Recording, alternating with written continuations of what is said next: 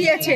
তো আমরা এই পুলিশের বিরুদ্ধে আজকে আমাদের পথে নামা এবং বিনীত গোয়েল যিনি আছেন ওনার পদত্যাগ করা উচিত, কারণ উনি সমস্ত প্রমাণ লুটপাট করে। কামদুনির পরে সন্দেশখালী, হাঁসখালী এবং এখন আরজিকর, আপনাদের পথে নেমে যেতেই হচ্ছে বারবার, কেন? এটা তো স্বাভাবিক, পথে তো নামতেই হবে, কারণ রাজ্যে বিচার নেই।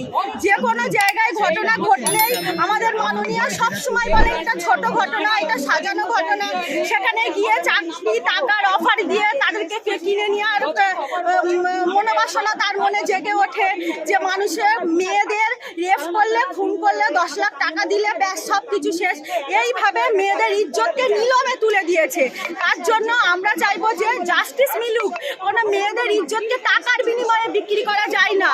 আজ টাকার বিনিময়ে যেভাবে আইনকে কিনে নেওয়া হচ্ছে সেটা কামদুনির একমাত্র প্রমাণ, যেখানে সেই পুলিশ প্রশাসনেরই ব্যর্থতা ছিল, যেখানে এই বিনীত গোয়েলই ছিলেন আমাদের কামদুনির কেসে এবং ধামাচাপা উনিই দিয়েছিলেন। সুপ্রিম কোর্টের সমস্ত প্রমাণ লুটপাট উনিই করিয়েছিলেন। আজ আরজিকরের কেসটা ঠিক একই পথে যাচ্ছে। তো আমরা চাইবো চিকিৎসক দিদি বিচার পাক এবং এর উপরে যে বড় মাথাগুলো আছে সেগুলো বেরিয়ে আসুক। বিনীত গোয়েলের পদত্যাগ দাবি অবশ্যই পরিচালনায় কিন্তু পুলিশরা সমস্ত রিপোর্ট, সমস্ত কিছু প্রমাণ লুটপাট করিয়েছে। কারণ যে চিকিৎসক দিদি রেপ হয়েছে পাশের রুমটাকে তাহলে এইভাবে ভেঙে চুড়ে শেষ করে দেওয়া হলো, কোনো বেসিনগুলোকে ভাঙা হলো কেন? সমস্ত কিছু প্রমাণ লুটপাট করার পর সিবিআই এর হাতে গেছে, তার জন্য সিবিআই কোনো প্রমাণ পাচ্ছে না। আমরা চাই জাস্টিস মিলুক, শুধুমাত্র জাস্টিস। কিন্তু তৃণমূলের নেতারা এখনো বলছে জিপ ছিঁড়ে দেবো যদি কেউ আন্দোলন করে, ভয় দেখাচ্ছে, কি বলবেন? দেখুন ওনাদের কাজটাই তো এটাই, ওনারা ভয় দেখিয়ে আজ পর্যন্ত কারোর মুখ বন্ধ করতে পারেনি। কজনের মুখ ভয় দেখিয়ে বন্ধ করবে? 1 জন, 10 জন, 50 জন, 1000 জন, হাজার প্রতিবাদী কণ্ঠস্বর আছে যারা রাস্তায় নামবে। কাউকে ভয় দেখিয়ে চোখ রাঙিয়ে টিএমসির কোনো নেতারা ঘরে বসিয়ে রাখতে পারবে না মা বোনেদের, কারণ মা বোনেরা রাস্তায় নামতে জানে, তারা নিজের অধিকার, নিজেদের সম্মান নিজেরা রক্ষা করতে জানে। তাই তাদেরকে ভয় দেখিয়ে কোনো লাভ নেই। যারা ভয় দেখাচ্ছে আমি তাদের উদ্দেশ্যই বলবো, তাদের ঘরে মা বা বোন নেই, তারা কোনো মায়ের পেটে জন্মগ্রহণ করেননি।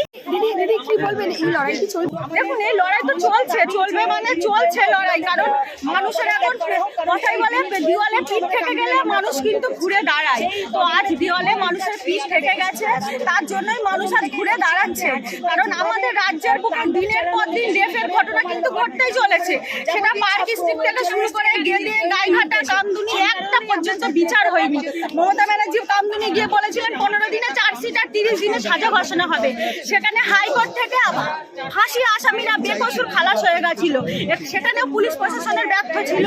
সেখানে এই বিনীত গোয়েলই সমস্ত কিছু নথি লুটপাট করে দিয়েছিল। আজও ঠিক আরজিকর সেই পথেই চলছে। তো আমরা চাইবো সঠিক বিচার হোক আর এবং চিকিৎসক দিদি বিচার পাক, আর রাজ্যের বুকে যেগুলো ঘটনাগুলো এখনো কোর্টে ঝুলে আছে তার বিচার হোক। তাই আমরা আজ সঠিক বিচারের জন্য রাস্তায় নেমেছি। আমরা চাইবো যে দোষী এবং এই এর উপরে কাদের মাথা আছে, বড় যে মাথাগুলো, তাদের মাথাগুলো বেরিয়ে আসুক। কারণ একজনের পক্ষে একটা মেয়েকে এইভাবে রেপ করে খুন করা এটা অসম্ভব।